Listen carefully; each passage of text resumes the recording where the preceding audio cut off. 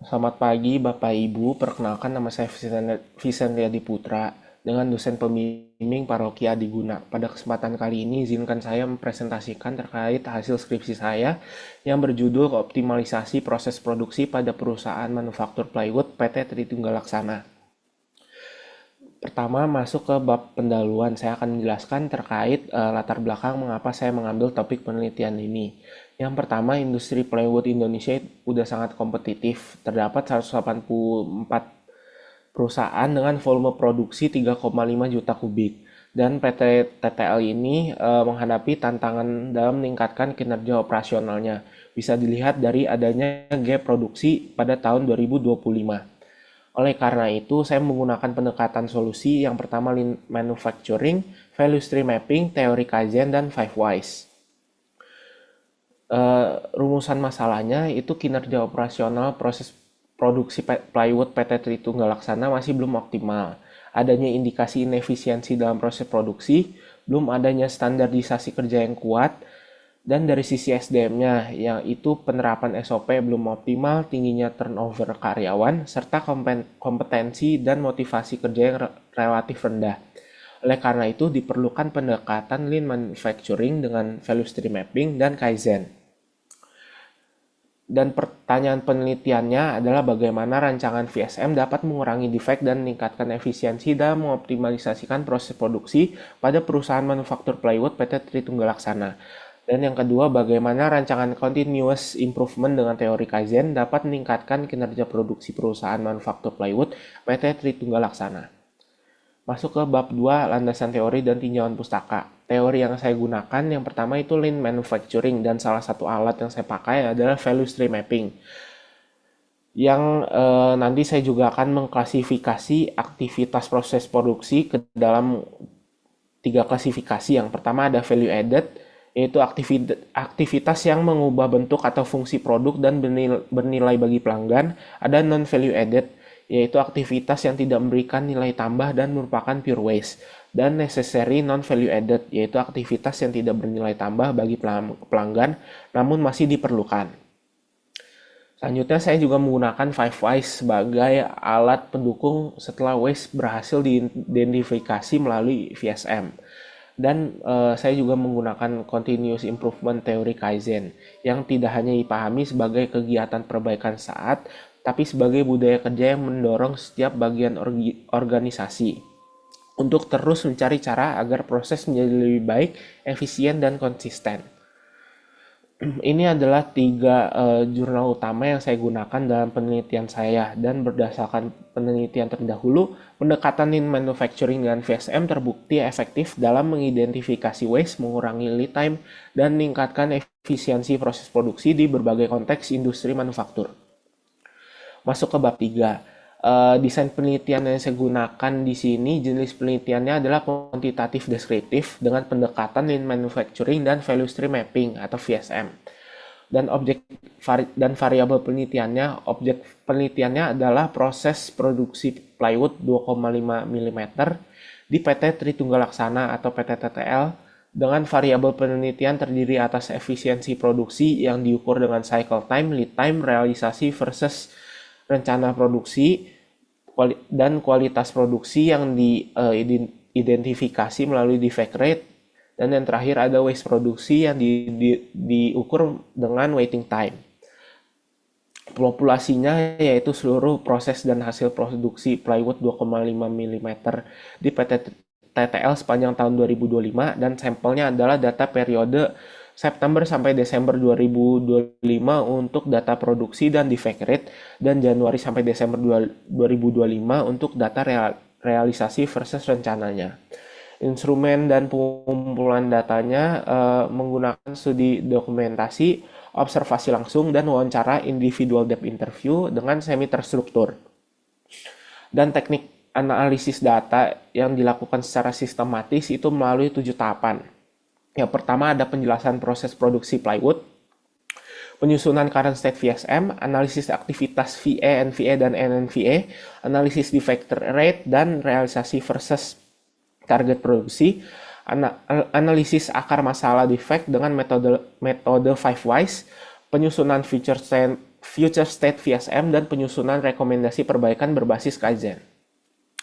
Dan masuk ke bab 4 hasil dan pembahasan. Yang pertama saya akan menjelaskan secara singkat proses produksi plywood. Yang pertama, bahan baku log itu disortasi, kulit kayu dikupas, dan log diproses menjadi lembaran veneer.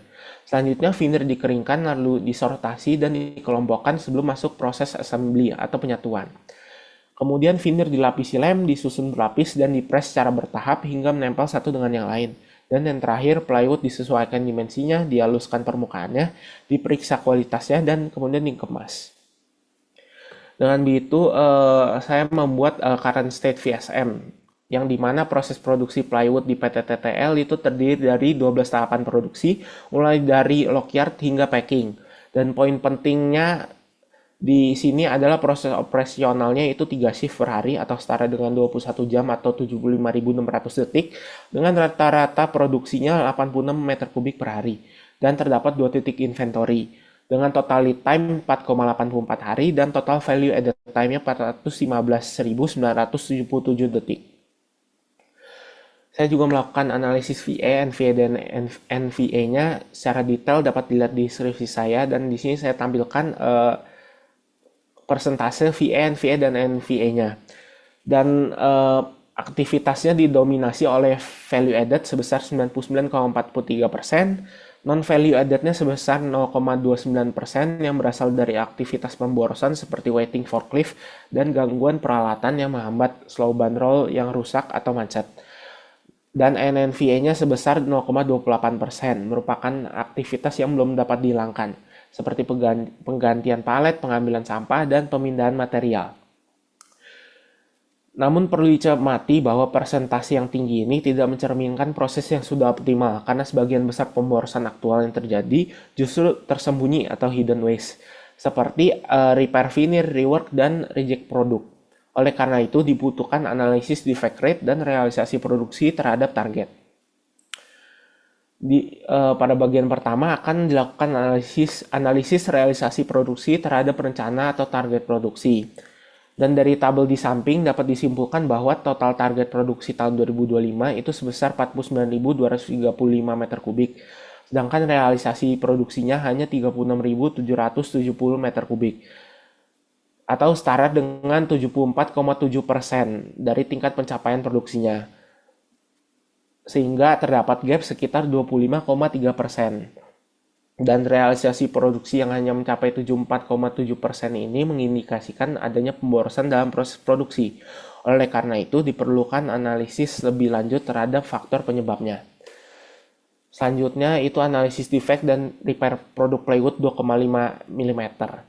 Dan dari kedua tabel di samping dapat disimpulkan bahwa defect rate selama September sampai Desember 2025 berada pada kisaran 12% sampai 18%, dan defect rate ini dilakukan secara sampling. Artinya tidak semua produk dilakukan tidak masuk ke dalam tabel defect rate atau faktor repair ini. Dan faktor repair itu mayoritasnya adalah karena cacat gelembung pada face dan back yang merupakan penyebab dominan dengan kontribusi 78%, 65%, 89%, dan 91%. Dan tingginya produk repair atau rework ini menambah waktu proses di luar produksi normal, sehingga mengurangi kapasitas produksi yang seharusnya dapat digunakan untuk menghasilkan output baru. Dan selanjutnya ada analisis dampak penurunan kualitas terhadap komposisi penjualan ekspor dan lokal. Awalnya perusahaan menargetkan 84% penjualan untuk pasar ekspor dan 16% untuk lokal. Namun pada realisasinya penjualan ekspor hanya mencapai 67% dan penjualan lokal meningkat menjadi 33%.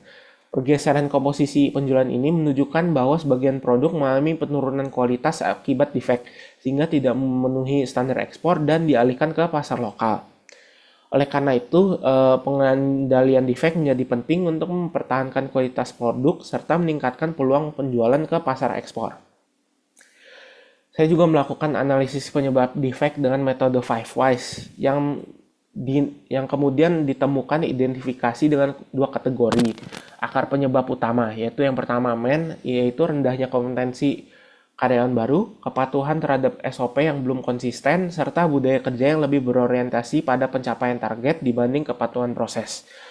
Lalu kategori kedua ada material, yang dimana kualitas log yang diterima itu belum sesuai standar. Dan hasil identifikasi akar penyebab tersebut menjadi dasar dan alat pendukung dalam penyusunan feature state value stream mapping dan rekomendasi perbaikan. Dan melalui hasil analisis yang sudah dilakukan sebelumnya, saya merancang feature state VSM yang dimana ada poin penting sebagai berikut. Perbaikan difokuskan pada pengurangan defect dan waiting time, bukan perubahan kapasitas mesin. Target kapasitas produksi ditingkatkan dari 86 meter kubik per hari menjadi 159 meter kubik per hari. Dan menambahkan 4 titik Kaizen burst, yaitu adalah seleksi dan standarisasi kualitas log, standarisasi kriteria kualitas veneer, kontrol konsistensi kekentalan lem, dan standarisasi penilaian grade plywood. Dan dari future state value stream mapping ini, total waiting time berhasil ditekan dari 2370 detik menjadi 675 detik, atau berkurang sebesar 71,5%. Pengurangan terbesarnya terjadi pada titik preparation ke glue spreading dan grading ke packing yang masing-masing berkurang 360 detik, diikuti oleh trimming ke sanding 300 detik dan cold press ke hot press 180 detik. Sementara beberapa titik waiting time lain itu dieliminasi sepenuhnya menjadi 0 detik. Oleh karena itu, dengan begitu total lead time turun dari 4,84 hari menjadi 4,82 hari. Saya juga membuat rekomendasi perbaikan. Yang pertama untuk aspek math-nya, itu membuat program pelatihan terstruktur bagi karyawan baru, pengawasan dan evaluasi kepatuhan SOP, pembentukan budaya kerja berorientasi kualitas, dan untuk aspek materialnya, pengetatan seleksi log, preventive maintenance, dan penataan jalur forklift.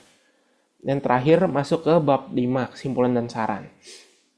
Kesimpulannya, perancangan feature state VSM ini berhasil menekan total waiting time sebesar 71,5% dan total lead time-nya turun menjadi 4,82 hari dan target produksi hariannya yang direncanakan menjadi 159 meter kubik per hari. Continuous improvement dengan prinsip Kaizen-nya juga menghasilkan 4 titik Kaizen burst dan 6 rekomendasi perbaikan. Implikasi praktisnya, pengendalian kualitas di hulu menjadi hal yang penting. Penurunan kualitas produk berdampak pada penjualan ekspor dan tata letak area produksi dan preventive maintenance merupakan low cost improvement yang berdampak terhadap kelancaran aliran produksi. Implikasi teoritisnya, lean manufacturing melalui VSM dapat diterapkan pada industri manufaktur plywood skala menengah. Menunjukkan efektivitas integrasi VSM dan 5Wise dalam analisis proses produksi. Analisis VA, NVA, dan NNVA perlu dipadukan dengan analisis kualitas produk secara kuantitatif. Keterbatasan penelitian di sini, penelitian hanya fokus pada plywood 2,5 mm di PT Tritunggal Laksana. Padahal setiap ketebalan itu memiliki tahapan proses yang berbeda-beda. Lalu ketersediaan data faktual yang terbatas seperti data defect, data waiting time, dan cycle time. Dan yang terakhir, future state VSM dan rekomendasi perbaikan ini bersifat usulan dan belum diimplementasikan secara nyata di lapangan. Dan saran untuk penelitian datangnya adalah memperluas objek penelitian, menggunakan data yang lebih real dan jangka waktu yang lebih lama, dan yang terakhir melakukan evaluasi pasca implementasi. Sekian presentasi dari saya, sekian dan terima kasih.